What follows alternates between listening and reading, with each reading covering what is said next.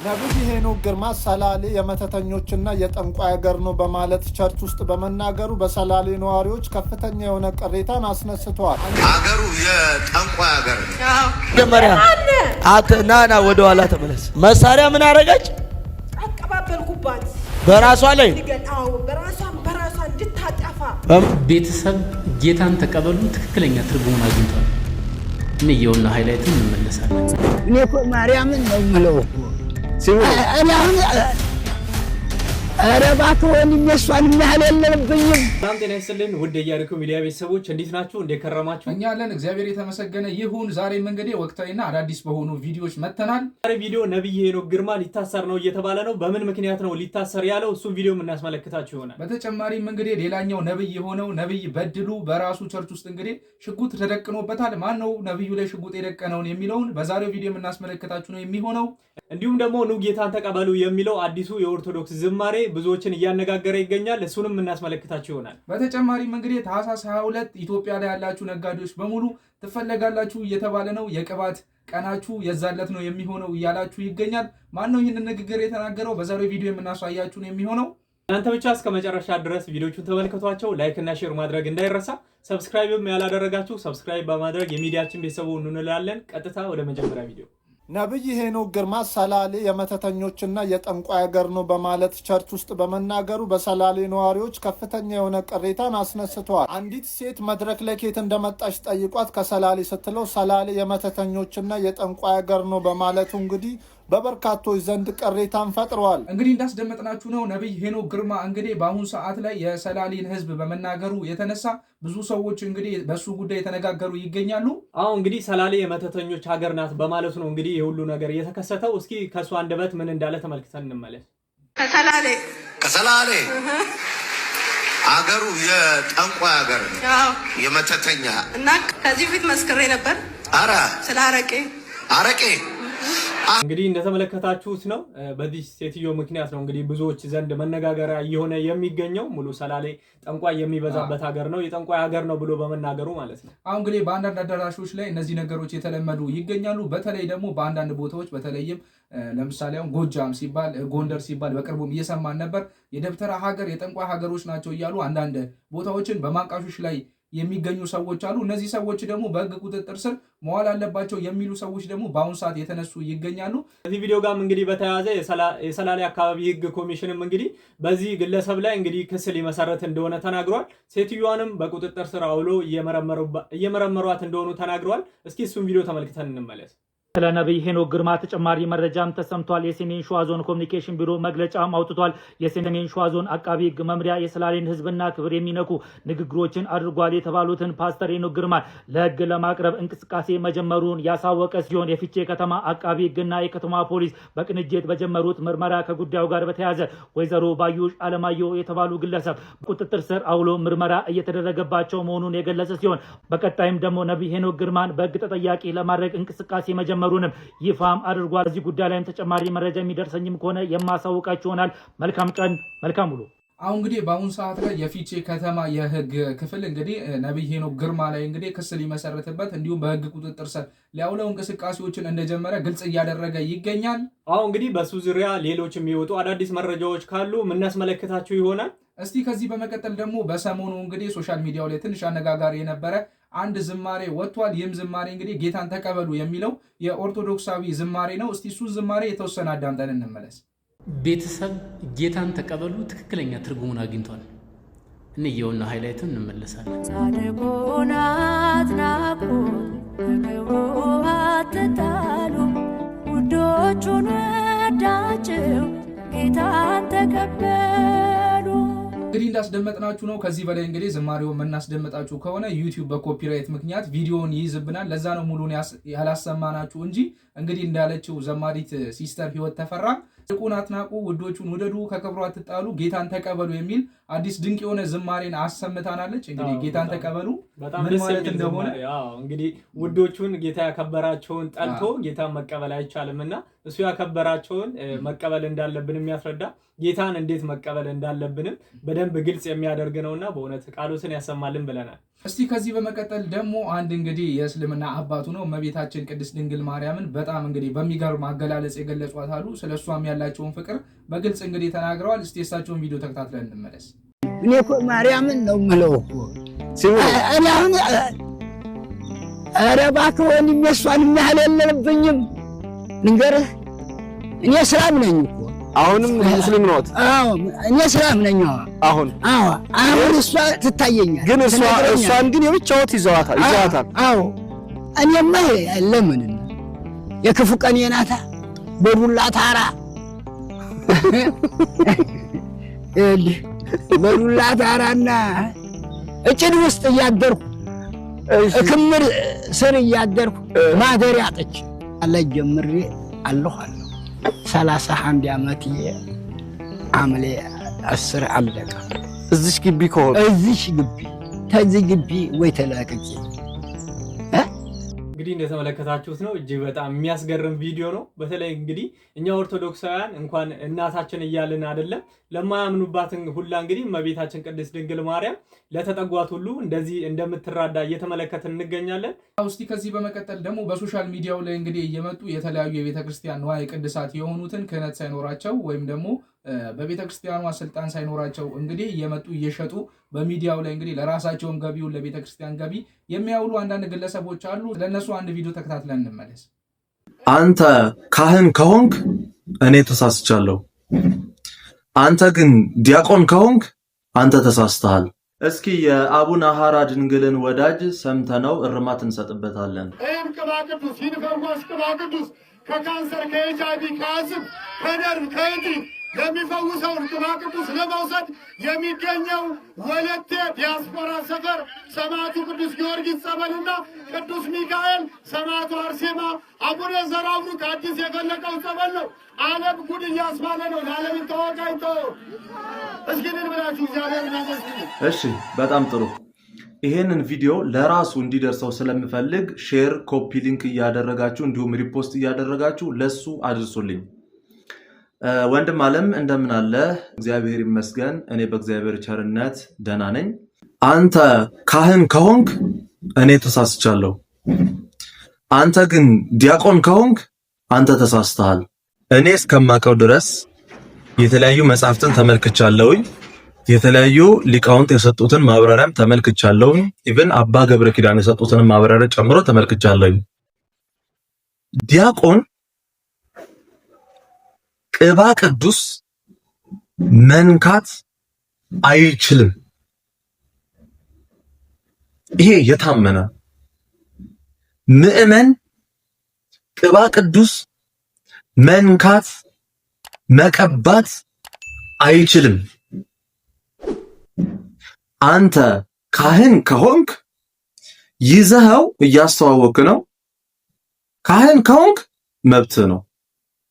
ማስተዋወቁ ላይ መብት ነው። ምንም ችግር የለብኝም። ማስተዋወቁ ይፈውሳል፣ ያድናል። ትክክል፣ እውነትህን ነው። በደንብ ነው የሚፈውሰው፣ በደንብ ነው የሚያድነው። ችግሩ ምኑ ጋ ነው ካልከኝ መያዝህ ላይ ነው።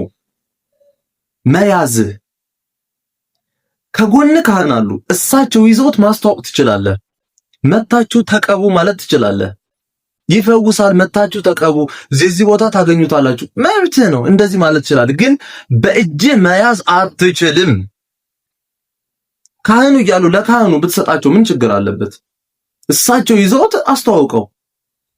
ግን አንተ ይዘኸው ስልጣነ ክህነት እስከ ዛሬ ድረስ በቅስና ማዕረግ ስትቀድስም ሆነ የቅስና መስቀል ለምሳሌ ይዘህ ስትባርክ አላየሁም፣ ስትቀድስም አላየሁም። የካህናትን ልብሰ ተክህኖ የቄሶችን ማለት ነውና ወይም የቄሶች የመነኮሳት እንደዛ ልብስ ለብሰህም አላየሁም። ሰው ዲያቆን ነህ ብዬ ለመወሰን ተገድጃለሁ ማለት ነው። እስከዛሬ በቅስና ስታገለግል አይቼ ስለማላቅ ማለት ነው። እንግዲህ እንደተመለከታችሁት ነው። ለመምህራችን በእውነት ቃሎትን ያሰማልን። ለብዙዎቻችን አስተማሪ የሆነ ቪዲዮ ነው። ብዙዎቻችን በእነዚህ ጉዳዮች እንግዲህ ስንሳሳት እንመለከታለን። ቅባ ቅዱስን በራሳችን መንካት እየገዛን እንግዲህ ወደ ቤት መውሰድ ሲጀመር ቅባ ቅዱስን ከቤተክርስቲያን ውጪ መውሰድ አይቻልም።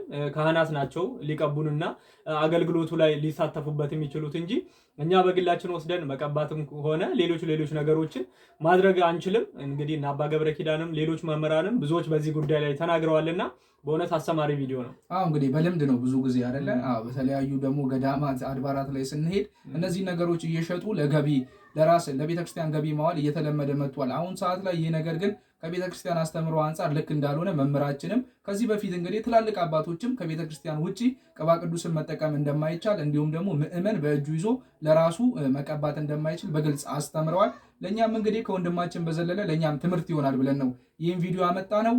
እዚህ ጋርም በተያያዘ እንግዲህ እንደዚህ ቅባ ቅዱስ የተለያዩ ነገሮች እንግዲህ በቤተክርስቲያን ላይ እንደዚህ እያስተዋወቁ ቤተክርስቲያንን እንደዚህ የንግድ ቦታ የሚያስመስሉ ግለሰቦች አሁን ላይ እየበዙ ይገኛሉና ከዚህ ጋር ተያይዞ እስኪ አቡነ አብርሃም ያስተላለፉት መልእክት አለ።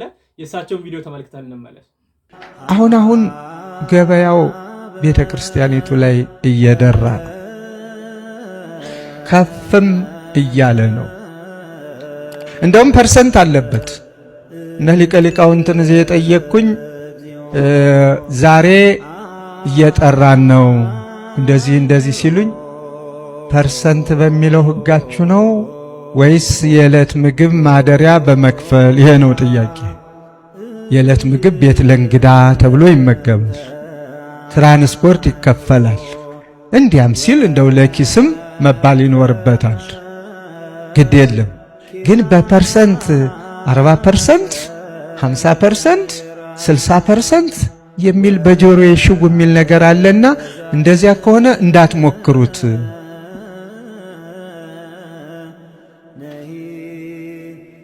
ልመጣ ነኝ። መልሱን እኮ አልመለስኩም ገና የጠየቅኩትን ነው። እግዚአብሔር ይስጥልኝ። ይሄ ከሆነ እንዳትሞክሩት ነው ያልኩኝ።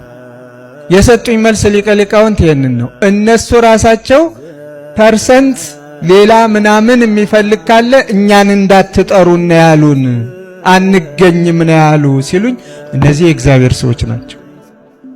በቃ አለቅ። የእግዚአብሔርን ለእግዚአብሔር የእውቀት አስራት፣ የጉልበት አስራት፣ የገንዘብ አስራት የተለያየ ነውና ይህንን ለመክፈል ከተዘጋጁት ጋራ እኔም አብሬ ቆማለሁ። ለዚህ ነው ሁለት ነገሮችን ብሰማ፣ አንደኛ በፐርሰንት ቢሆን መጀመሪያም እዚህ ጉባኤውንም አልከፍትም፣ እርግጠኛ ነኝ። ምእመናንን ለቤተ መቅደስ ማሰሪያ ስጡ ብዬ ለሌላ እንጀራ መስጠት አልችልም። የእግዚአብሔርና የእግዚአብሔር ነውና ጨርሶ አልገኝም፣ እርግጠኛውን የምነግራችሁ። ሁለተኛ ደግሞ ጭራሽ ማምሸት ይህን ያህል ማንጋት አይደለም፣ ለጸሎትም አልገኝም። በሉ ይሄን እንደወደዳችሁ አድርጉ። እንደው ምናልባት በልብሎኝ እንኳን ለመፍቀድ ብሞክር፣ መጀመሪያ ግን አይሞከርም። እግዚአብሔር ያልተከለው ተክለኛ ሊሆን አይችልም። እግዚአብሔር ያልፈቀደው ስራ በፍጹም በጉልበት በጥበብ ባላስፈላጊ ብልህነት እንስራ ብንለው የምቧይ ካብ ነው፣ ይናዳል፣ ይፈርሳል። የእግዚአብሔር እጅ ካለበት ደግሞ ሰሪውን ራሱ መንፈስ ቅዱስ አነሳስቶ ያመጣዋል። አልናገርም ዝምታን እመርጣለሁ ቢል ለበጎ ነገር ፊቱን ጸፍቶ አፉን ከፍቶ መንፈስ ቅዱስ ያናግረዋል፣ ድካሙን ያስወግደዋል። አልደክማቸው ብሎ ነው እንዴ? በብዛት በዚህ 3 ቀን ትናንትና ብቻ አላየሁትም። ኃይለ መስቀል እየተከታተልኩኝ ነበረ። ተከታተላችሁት ነው። አቡነ አብርሃምም እንግዲህ በሰሞኑ በተለይም እንግዲህ በቲክቶከሮቹና በሎዛ ሚዲያ እንግዲህ በፐርሰንት ጉዳይ ስለተነሳው ጉዳይም በግልጽ እንግዲህ ወጥተው ተናግረዋል። ይህ ነገር ከቤተክርስቲያን አሰራርም ስርዓትም አንጻር አግባብ እንዳልሆነ፣ በእንደዚህ አይነት ጉዳይም ላይ የሚተባበሩ የሚመጡም ሰዎች ካሉ እሳቸው እንደማይቀበሉ ቤተክርስቲያንም እንደማትቀበል በግልጽ በሆነ አማርኛ እንግዲህ የተናገሩም ያወገዙም ነበረ። አሁን እንግዲህ ከዚህ ጋርም በተያያዘ እንግዲህ ስማቸው ከተጠቀሱ ውስጥ አንዱ ልደተ ቃል ነው። እሱም እንግዲህ በሰሞኑ ጉዳይ ላይ አንዳንድ ነገሮችን እየተናገረ ነበረ። እስኪ እሱም ቪዲዮም ተመልክተን እንመለስ።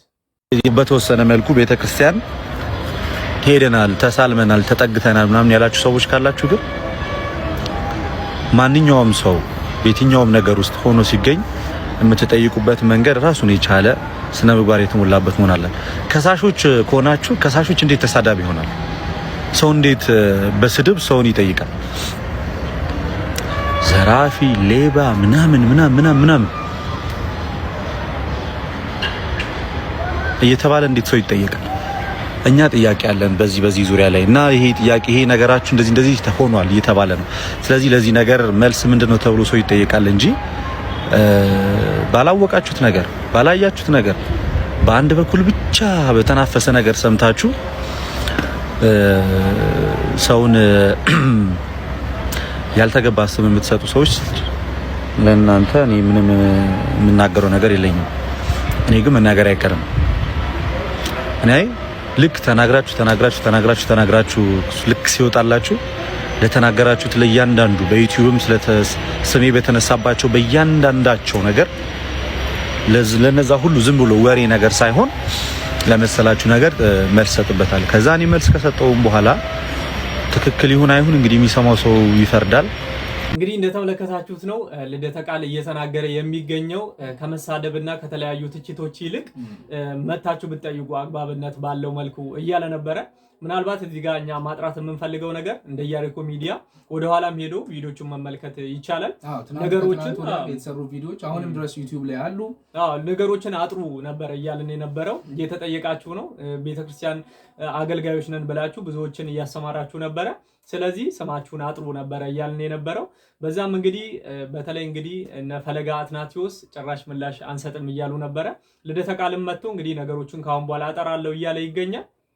አዎ በእውነት እንግዲህ በአንዳንድ ሰዎች ላይም እንግዲህ ያለው ምልከታ አስፍሯል። እንግዲህ አንዳንድ ሰዎችን በተሳሳተ መንገድ እንግዲህ ሌቦች፣ ዘራፊዎች ናችሁ እያሉ የማይሆን ስምም እየሰጧቸው እንደነበረ ተናግሯል። እናንተ ሰዎች ግን ከሁለቱም ሳይድ ያለውን ነገር ብታጠሩ ብትመለከቱ አግባብ ነበረ ብሏል። እንዲሁም ደግሞ ስለነ ወንድም ጸጋዬም እንግዲህ የተነሱ ሐሳቦችን ተናግሯል። የሱንም ሐሳብ እንግዲህ ደግፏል።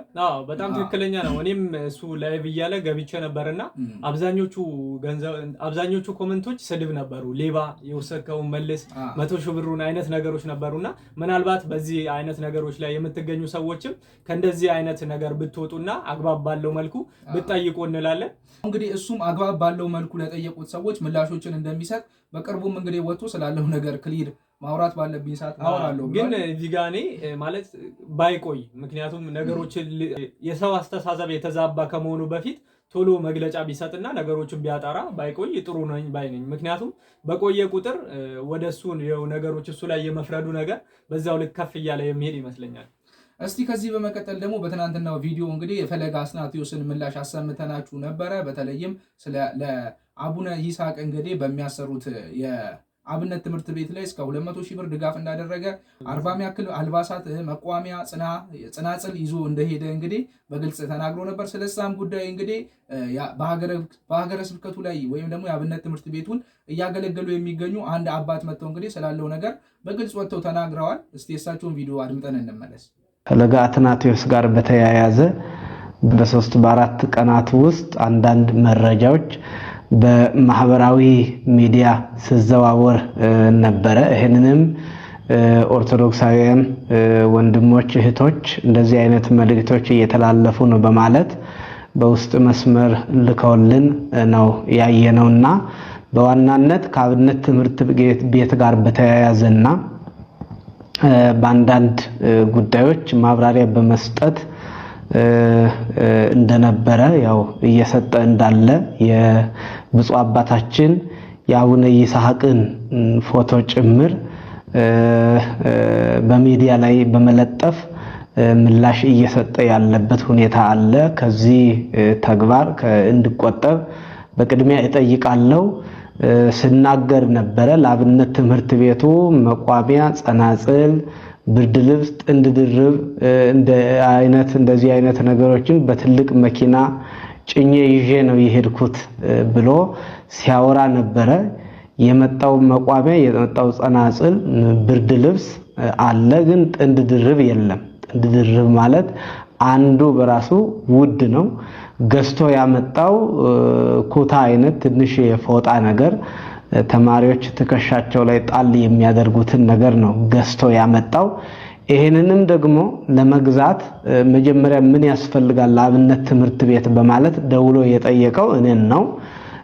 እኔ የመሰለኝ ከዚህም ቀደምም ኦርቶዶክሳውያን ወጣቶችም ይጠይቃል ምን እንደሚያስፈልግ ለአብነት ትምህርት ቤት እኛ እንናገራለን። በዚያ መሰረት ገዝቶ ይልካል። እኔ የመሰለኝ ከራሱ ወይ አንድ ባለ ተስፋ ገዝቶ ለመላክ ጠይቆት ወይም እሱ ገዝቶ ለመላክ የጠየቀኝ ነው የመሰለኝ። እርሱ ግን ያደረገው ምንድነው በራሱ አካውንት ለአብነት ትምህርት ቤት በማለት ያለማንም ዕውቅና በራሱ አካውንት ገብቶ ገንዘብ ሲሰበስብ ነው የከረመው። የተሰበሰበው ገንዘብ ስንት እንደሆነም አናውቅም። እቃው የተገዛው በስንት ብር እንደሆነ አናውቅም።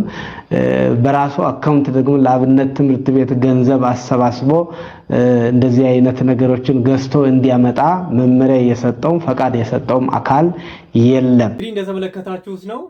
ፈለገ አትናቴዎስን ተመልክቶ በፈለገ አትናቴዎስ ላይ እንደዚህ አይነት አባታችን መግለጫ የሚመስል ነገር አውጥተዋል። በጣም እሱ የተናገራቸው ነገሮች አብዛኞቹ ትክክል እንዳልሆኑና እሱ ጥንድ ድርብ ብሎ የተናገረውን ፎጣ እንደሆነ ገንዘቡንም ለማሰባሰብ እሳቸው ውድ ነው አይደል? በጣም በጣም ራሱ ስንት ነው? በመቶ ሺዎች ነው የሚቆጠረው። ብቻ አባ ከሆነ በመቶ ሺዎች ይሆናል ቢያንስ። በጣም አንዱ ራሱ ውድ ይመስለኛል። አንዱ ራሱ 10 ምናምን ሺህ ብር ወደ 20 ሺህ ብር አካባቢ የሚጠጋ ይሆናል። ያን ነገር እንዳላደረገ ተናግረዋል። ከዛ በተጨማሪ እንግዲህ ያደረገውም ነገር እንዳለ ለሰንበት ትምህርት ለአብነት ትምህርት ቤቱም ይሁን እንዲሁም ደግሞ ለአባታችን እስከ 200 ሺህ ብር ድረስ በእጃቸው ካሽ እንደሰጣቸው እሱም በፎቶ ትናንትና ሲያሳይ ነበረ። እዚህ ጋር ግን እሳቸው እየተናገሩት የነበረው ምናልባት በደንብ አስተውለ ከሆነ እንደዚህ በቲክቶክ አሰባስቦ በራሱ አካውንት በገዳሙ ስም በቤተክርስቲያኑ ስም እንዲያመጣ ፈቃድ አልሰጠነውም፣ እኛም አናውቅም። አንድ ሰው የሆነ ጠይቆ ፈቃደኛ የሆነ ሰው ወይም ደግሞ ከራሱ የሚያመጣ መስሎን ነው ጉድለቱ ምን አለ ብሎ ሲነግረን የነገርነው እንጂ እኛ እንደዚህ ባለ መልኩ በእሱ አካውንት ብር እንዲሰበሰብ ምንም አይነት ነገር አልተናገርንም። እንዲሁም ደግሞ ሲናገሩ ገዳሙ የራሱ አካውንት እንደሌለው ሲናገር ነበረ ቤተክርስቲያኑ። ነገር ግን ቤተክርስቲያኑ አለውና በዛ ማሰባሰብ ይችል ነበረ ብለው ተናግረዋል እሳቸው። እንግዲህ እሱም እኮ ትናንትና ሲያወራ ነበር ላይቭ ላይ። እሱም አንድ ሰራውት ያለው ስህተት ነገር ቢኖር ምንድነው በራሴ አካውንት እንዲሰበሰብ ማድረጉ ነው። እንደ ስህተት እንደሆነ እሱም እንግዲህ ተናግሯል። ከዛም በተጨማሪ እንግዲህ አንዳንድ ነገሮችን ስናደርግ በየዋህነትም ሊሆን ይችላል አለ አይደለ?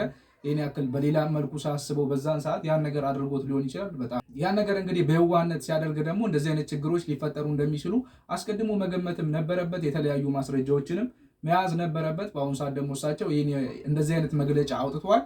ለዛም ነገር እንግዲህ ምላሽ መስጠት አለበት። ለእሳቸውም ያደረገውን ነገር ሪፖርት ማድረግ ነበረበት። ግን የተወሰነ ደግሞ እዚህ ቪዲዮ ላይ መረዳት እንደምንችለው ደውሎ እንደጠየቃቸው ምን ነገር እንደሚያስቸግራቸው ምን እንደጎደላቸው ያን ነገር ደግሞ ለማሟላት እንግዲህ በሶሻል ሚዲያው ላይ ተጠቅሞ ገቢ እንደሰበሰበ ግን የሱ ጥፋት የሆነው ምንድነው በራሱ አካውንት እነዛን ብሮች መሰብሰቡ። ለዛም እኮ ነው ማለት የገባውና የወጣው ማወቅ አይቻልም ምን ያህል እንደገባ ማለት ነው። እንዲሁም ሲናገሩ እሳቸው ምንድነው ያሉት በጭልፋ ወስደ በማንኪያ ነው ለኛ ይሰጣል። በጭልፋ ወስደ እንደዚህ አይነት ነገር ነበርና ሲናገሩ ነበር። ያን ነገር የፈጠረውም እንግዲህ ምንድነው በራሱ አካውንት መሰብሰቡ እና ደግሞ ሪፖርት አለማድረጉ ነውና ያን ነገር ክሊር ማድረግ የሚችል ከሆነም አሁንም እንግዲህ ክፍት እንደሆነ ሚዲያው በዚህ አጋጣሚ ያው ግን እሱ ከዚህ በኋላ በዚህ ጉዳይ ላይ መናገር አልፈልግም ብሏል። ማንም እንዳይጠይቀን እያለ ይገኛል። እስኪ እናንተም በዚህ ጉዳይ ላይ እስኪ እናንተም ሀሳብ አስተያየታችሁን አስቀምጡልን። እንግዲህ ከሀሳብ አስተያየታችሁን በላይ እንግዲህ እኛ ላይ አንዳንድ እንግዲህ የግል ጥላቻ እንግዲህ ወይም ደግሞ እሱን አታክ ልናደርገው የፈለግን የመሰላቸው ሰዎች አሉ። በተለይ ደግሞ እነ ጸጋዬ ላይ እንግዲህ በጣም ብዙ ውርጅብኞች ሲደርሱ ነበረ። እንግዲህ በዚህ ደረጃ እንግዲህ አባታችን መተው ከተናገሩ ምንም ማድረግ የሚቻል ነገር የለም። በነገራችን ላይ ነጩን ነው መናገር ያለበት። ትክክል የሆነውን እዚህ ጋር ትክክል ነው፣ ካልሆነ ደግሞ አይደለም ነው የምትለው። የዘመዴ ቻናል ላይ ነው ነጭ የእሱን ቃል ወሰድኩ እንጂ እኔ እንደ ዘመዴ እንኳን ፖለቲካውም እዚህ መመል አይነት ሰው አይደለም። ለጨዋታ ነው። እስቲ እዚህ በመቀጠል ደግሞ እንግዲህ ነብዩ በራሱ አዳራሽ ውስጥ እንግዲህ በሽጉጥ ልትወከስብኝ ነበር ብሎ ከሰሞኑ አንድ ቪዲዮን አጋርቶ ነበር። በትናንትናው ዕለት እንግዲህ በጣም የሚያስገርም ቪዲዮ ነበር። ተምኔሉን እናስመልክታችሁ። ተምኔሉን እንግዲህ እንደምትከታተሉ ይህ ተምኔል ነው። በተምኔሉ ላይ እንደሚያሳየው ሴትዮዋ ሽጉጥ ይዛለች በእጇ ማለት ነው። በጣም የሚያስገርም ነው። ድራማ እንደሆነ በነገራችን ላይ የሚሰራባችሁ ነገሮች እዚህ ጋር ማወቅ ትችላላችሁ። በቃ ሽጉጥ አድርጋ ምናምን ፊልም ነው የሚመስለው። ተቀርጻ ነው ፎቶ አንድ ለተምኔል ፎቶ ሽጉጥ ይዛ ተቀርጻለች። በዛ ቪዲዮ ላይ ደግሞ የሚያሳየው ምንድነው ሽጉጥ ሳትይዝ እንግዲህ ኖርማል መንፈሱ ድራማ እንደሆነ ወይም በሽጉጥ ሊገለው እንደነበረ አይነት አኳኋን እንግዲህ ሰርቷል። እንግዲህ ይህን ስክሪፕት እንግዲህ ኮንተንት ክሪኤሽን ለራሱ አሁን ዶንኪ ቲዩብ ለራሱ በዚህ ደረጃ አስቦ ኮንተንት እንደማይጽፍ ኮንተንት እንደማያዘጋጅ ግልጽ ነው። አስበው ለተምኔል ፎቶ እንግዲህ መንፈስ ያለባትን ልጅ አንዴ ቁሚ ፎቶ ተነሺ ብለህ ሽጉጥ አስይዘህ ፎቶ አስነስታት ኤዲቲንግ ሊሆን ይችላል። ኮንተንት ክሪኤሽኑ ሰበብ እንግዲህ ደግሞ ሳያስቡ እነሱ ለተምኔሉ እንዲሁም ደግሞ እዛ ውስጥ ላይ ላለው ቪዲዮ እንግዲህ በሚሰሩበት ሰዓት በዛውም እንግዲህ ሳያስቡት በአዳራሻቸው የሚያደርጉትንም ነገር አጋልጠዋል። እንግዲህ እንደዚህ አይነት ድራማም እንደሚሰሩ በአዳራሻቸው በዚህ መመልከት ትችላለህ። እንግዲህ አንድ ሰው እንግዲህ ተምኔል ላይ ሽጉጥ አንዲት ሴትን ጠርተህ አስበው፣ ኖርማል ምዕመን ናት። ያቺ ምዕመን መታ ሽጉጥ ይዛ ለአንተ ተምኔል ፎቶ ተነስታለህ፣ አዳራሹ ላይ ስለአንተ ደግሞ ነብይ ስለመሆን መስክራለህ። ይህን ሁሉ ነገር ካረገች ሌሎቹም እዛ ቸርች ላይ እንግዲህ ከዚህ በፊት ስናሳያቸው የነበሩ ነገሮች የውሸት ናቸው ወይም ደግሞ ድራማ ናቸው፣ የሚፈውሱ ከሆነ ሆስፒታል ላይ ሄደው ለምን አይፈውሱም የምንላቸው ጉዳዮች እንግዲህ እዛ ቸርች ላይ የሚካሄዱት በአጠቃላይ ውሸት እንደሆነ በዚህ ቪዲዮ ለራሱ መረዳት ይቻላል። እስቲ ቪዲዮውን እንደው የተወሰነ አይተነው እንመለስ። እስቲ ቆይ እያያችሁት ነው? ግለጥ፣ አይንህን ግለጥ። እያየኝ እኔን እያየኝ እንጂ ቀና በላ። እንዲህ ነው የምትወቅሰው? እዩት። እኔን ነው የምትደፋው? ጠላት ባካችሁ ቁም እና አሳየኝ። እስቲ አሳየኝ የወታደር እንትን እዩት። አሳያ ቶሎ በል። የት ነህ? ይኸው እዚህ ነኝ አለው።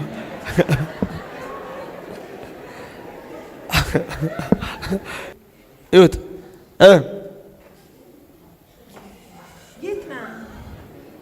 የት ነህ አለው እዚህ። አሁን እንግዲህ እንደተመለከታችሁት ነው። ምንም አይነት ነገር ከሽጉጡ ጋር ተምኔሉ ጋር ከተመለከተነው ጋር የሚያያይዘው ነገር የለም። ነገር ግን ሰዎችን ኢምፕሬሽን ክሊካቸውን ለመጨመርና ሰዎችን ለመሳብ ነው የሁሉ ነገር ያደረጉ ያሉት ማለት ነው። አዎ በዛው እንግዲህ ሳያስቡም እንግዲህ በቸርቻቸው የሚያካሂዱትንም ድራማ እንግዲህ በዚሁ መልኩ ዩቲዩብ ላይ ሳያስቡ ለቀውታል። በራሳቸው ነው እንግዲህ ያስመለከቱን። ምንም ማድረግ አንችልም። እንግዲህ በእነዚህ ሰዎች አሁንም የምትታለሉ ሰዎች ካላችሁ አስተውሉ፣ ቆም ብላችሁ አስቡን የምንለው። እስቲ ከዚህ በመቀጠል እንግዲህ ታህሳስ 22 ሁላችሁም ነጋዴዎች ተጠርታችኋል ብለናችሁ ነበረ። ለምንድን ነው የተጠራችሁት? እንግዲህ የቅባት ቀን ተብሎ እንግዲህ ተቆርጧል በነቢያቱ ዘንድ ማለት ነው። አዎ እስቲ እሱን ቪዲዮ ተከታትለነው እንመለስ። ንግድ በቅባት ነው፣ ቢዝነስም በቅባት ነው። እንግዲያውስ እግዚአብሔር ነጋዴዎችን ጥራ ታህሳስ 22 ባለይ መሰረት ሁላችሁንም ነጋዴዎችን ወደ እግዚአብሔር ቅባት ወደ እግዚአብሔር ኃይል ትፈቱ ዘንድ ጠራችኋለሁ። ጥበብ አለ እጅሽ ላይ ጥበብ እንደዚህ ቀሚስ መሳይ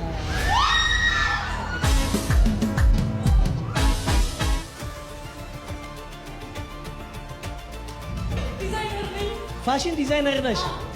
እግዚአብሔር ትልልቅ ሰዎችን አሳልፎ ይሰጥሻል። አሜን። በጣም በሚገራረም ቢዝነስ በምድሪቷ ላይ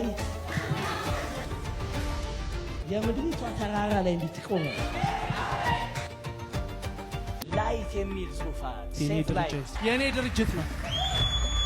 ራዲያቶስ ሾማለ ኤክላሃዶኖ ሞሲያታ ፕራሲካቶ ፕሮስመጣለ ኤላሃዶኖ ሞሲያታ ይህንን ስልጣን መከልከል አይችልም። ጄላቶ ፕራዲያላ ከሰው ሳይሆን ከላይ ነው።